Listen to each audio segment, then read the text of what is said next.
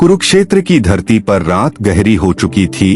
हवा में एक अजीब सा सन्नाटा था और हर ओर बस युद्ध की आहट महसूस हो रही थी।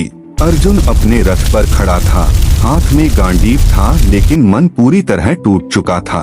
उसकी आंखों के सामने अपने ही लोग थे, गुरु, भाई, मित्र, और दिल बार बार पूछ रहा था कि क्या यही धर्म है। सामने श्री कृष्ण खड़े थे, शांत और स्थिर, जैसे उन्हें सब पहले से पता हो। अर्जुन की आवाज कांप उठी।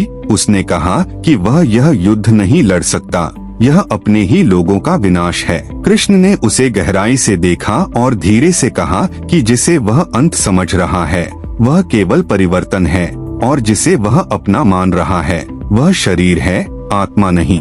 लेकिन अर्जुन का भ्रम अभी भी खत्म नहीं हुआ था। उसने विनती की कि अगर कृष्ण सच में वही हैं जो वह महसूस कर रहा है तो उसे अपना असली रूप दिखाएं। उसी क्षण जैसे समय ठहर गया, कृष्ण ने उसे दिव्य दृष्टि दी और फिर सब कुछ बदल गया। अर्जुन के सामने अब कोई साधारण मनुष्य नहीं था, बल्कि अनंत था।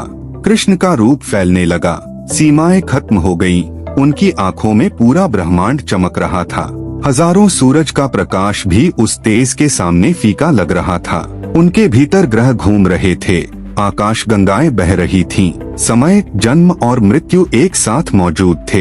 हर देवता, हर शक्ति उसी एक रूप में समाई हुई थी। अर्जुन ने देखा कि युद्ध में गिरते हुए योद्धा उसी क्षण कृष्ण के भीतर समा रहे हैं, जैसे सब कुछ पहले से तय हो चुका हो, जैसे समय भी उनके अधीन हो। तभी एक गूंजती हुई आवाज आई, मैं काल हूँ, लोगों का संहार करने वाला। यह सुनकर अर्जुन कांप उठा। उसे समझ आ गया कि यह युद्ध उसका नहीं है, वह केवल एक माध्यम है। उसके हाथ अपने आप जुड़ गए, आंखों में भय, भक्ति और समर्पण भर गया। धीरे धीरे वह अनंत रूप सिमट गया और फिर वही कृष्ण उसके सामने खड़े थे, शांत और सहज। लेकिन अब अर्जुन बदल चुका था। उसकी आंखों में कोई भ्रम नहीं था, केवल सत्य था। उसने गांडीव उठाया और दृढ़ होकर खड़ा हो गया, क्योंकि अब वह जान चुका था कि वह अकेला नहीं है।